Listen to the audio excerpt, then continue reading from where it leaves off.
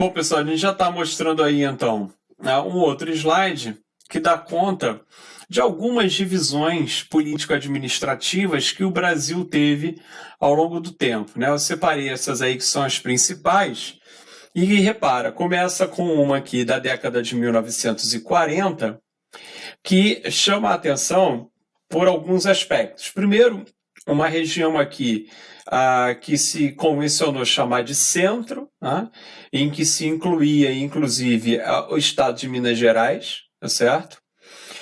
Uma outra região que era o chamado Este, tá certo? Incluindo principalmente aqui o estado da Bahia, beleza? Reparem que o sul do Brasil aqui vai incluir São Paulo e Rio de Janeiro, né? E isso é interessante porque ajuda a explicar por que o nordestino, quando se refere muitas vezes a São Paulo e Rio, ele usa a expressão, eu vou para o sul, né? Ele fala, porque lá no sul e tal. Isso tem essa explicação. Na década de 1940, uma divisão político-administrativa oficial do Brasil colocava São Paulo e Rio de Janeiro no sul, né? Como sendo o sul do Brasil, como sendo parte da região sul. Depois isso vai mudar, como eu vou mostrar para vocês ali, mas quando esse tipo de nomenclatura, né, se torna popular, se torna comum, ela fica enraizada e é difícil perder o hábito. Tá? Então, só mostrando de novo ali para vocês, ó, São Paulo e Rio de Janeiro estavam juntos aqui com os outros estados que hoje compõem a região sul, né, na divisão atual. Tá certo? Bom, dá para perceber aqui que ainda faltam algumas divisões de unidade da federação. Então, passando logo aqui para esse outro mapa, repara que vai evoluindo a divisão regional para algo mais próximo do que a gente conhece hoje. Aqui já aparece, por exemplo, o que virá a ser o estado de Rondônia.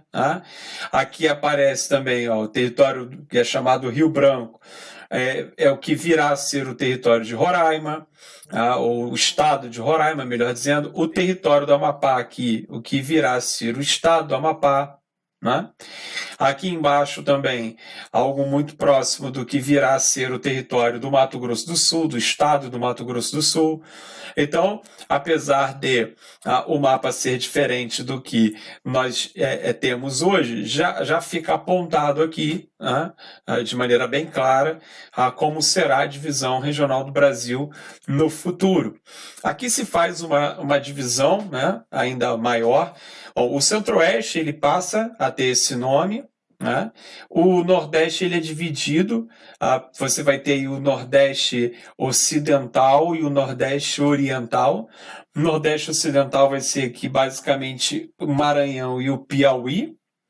O Nordeste Oriental vão ser aí Ceará, Rio Grande do Norte, a Paraíba, Pernambuco e Alagoas, né? Reparem que Sergipe e a Bahia vão compor o que eles chamam aqui de leste setentrional, não é isso? E vai haver aqui o leste meridional, composto por Minas Gerais, Espírito Santo e o Rio de Janeiro.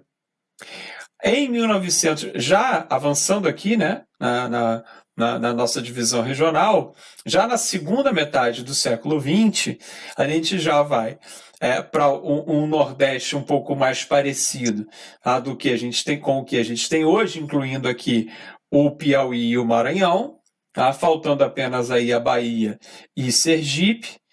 Nós vamos ter aqui uma região leste, tá certo?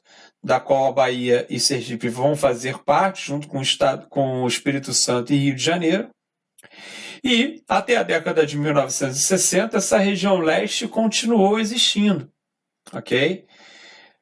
Então a gente teve, né, durante um bom tempo aí no Brasil, as regiões Norte, Nordeste, Centro-Oeste, Sul e Leste, ok?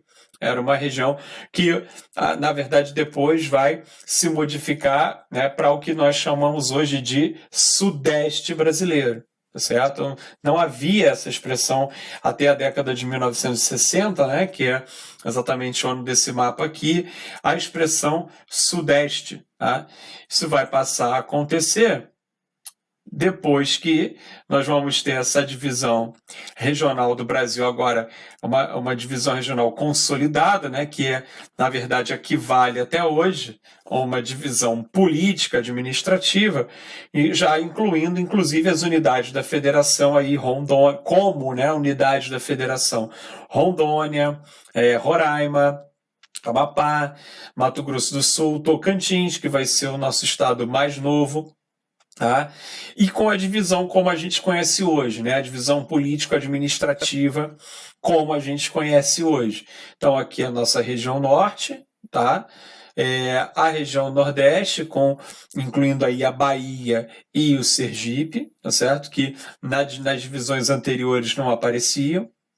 A nova região sudeste, que antes também, então Minas Gerais já esteve aí no centro, depois na região leste, o Rio de Janeiro e São Paulo já estiveram no sul, tá? E hoje compõe o que a gente vai chamar de sudeste.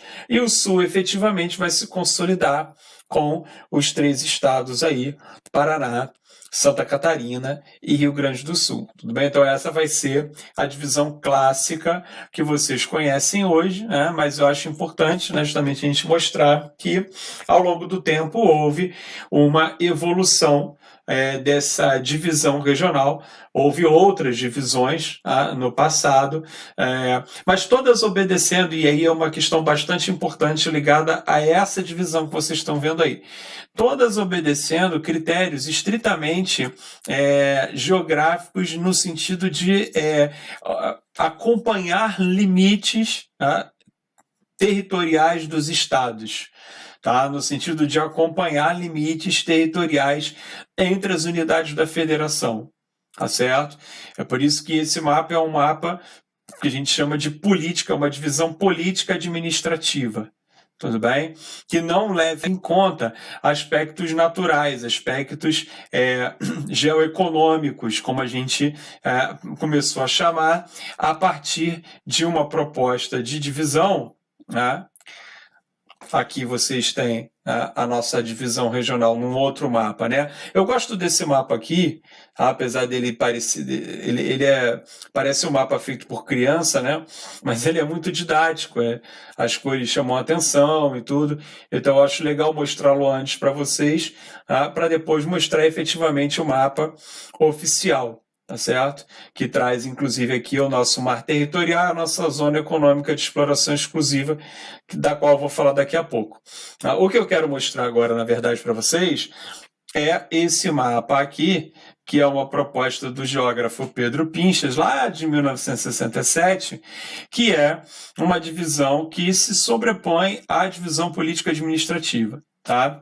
É uma divisão que leva em conta fatores naturais e fatores sociais, socioeconômicos. Tá? Por isso a gente chegou a um mapa em que o Brasil é dividido em regiões geoeconômicas. Tá? Então, quais seriam essas regiões geoeconômicas? A Amazônia, aqui, o Nordeste, certo? E o chamado Centro-Sul. Percebam que, no caso da Amazônia, essa linha, por exemplo, aqui, que divide a chamada Amazônia do chamado Centro-Sul, é exatamente a transição entre a floresta amazônica e o cerrado. Tá? Assim como, olha só isso, essa outra linha aqui, ela marca a passagem entre a floresta amazônica e a caatinga. Certo? Por conta desses aspectos, por conta exatamente de buscar similaridades físicas, naturais e também econômicas, percebam que o norte de Minas Gerais, sobretudo a região mais pobre de Minas, que é o Vale do Jequitinhonha, vai fazer parte, segundo essa proposta de divisão do Pedro Pinchas, do Nordeste. Tá certo? Exatamente porque, do ponto de vista natural, físico e do ponto de vista socioeconômico, o norte de Minas Gerais ele é muito mais próximo do Nordeste do que do Centro-Sul. Tudo bem? E aí, bom, a gente vai entender o Centro-Sul como o coração econômico, né, do país, o Nordeste como uma região que durante muitos anos se caracterizou como uma região de perdas, né, perda de importância política, perda de importância econômica, e a Amazônia que seria a nova fronteira de expansão. Né? É uma fronteira de recursos, né? A Amazônia como uma fronteira de recursos aí. Então, por conta disso, o Centro-Sul vai concentrar a maior parte da população, o Centro-Sul vai concentrar a maior parte das atividades econômicas geradoras de emprego e renda, né? O Centro-Sul vai ser o maior polo de atração populacional, inclusive de atração populacional de pessoas vindas do Nordeste, que, ao contrário, vai se caracterizar como uma região de perdas.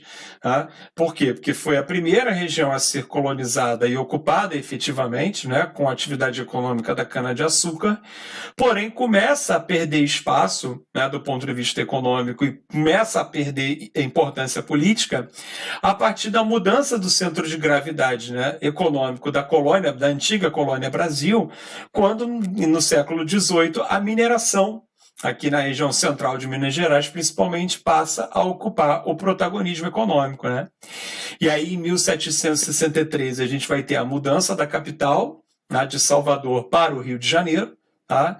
E em seguida a gente vai ter a chegada da família real da corte portuguesa, né, que obviamente vem para o que é a capital, né, da colônia, Rio de Janeiro. E a reboque disso a gente vai, né, começar um ciclo econômico, chamado ciclo econômico do café, que vai consolidar definitivamente essa região aqui como a região econômica mais importante do país, né? Consolidando inclusive a condição, tá, de perdas aqui do Nordeste, né? O Nordeste começa a perder população, tá, desde a mudança, né, econômica do eixo econômico para o Centro-Sul e a vinda dos negros, né, escravos, né, que vão aos poucos deixando as lavouras de cana aqui no Nordeste para trabalhar exatamente aqui no novo centro econômico que é o Centro-Sul. E depois, mais tarde, né, muitos nordestinos também vão vir para o Centro-Sul, já no século XX, em busca de empregos, principalmente com o início do nosso processo de industrialização. Tá certo? Então, o Centro-Sul vai se consolidar a partir disso como a região mais importante do ponto de vista econômico, o Nordeste como a região de perdas e a Amazônia como a fronteira de recursos. Tudo bem? Tá? Vou dar uma paradinha aqui para a gente poder voltar.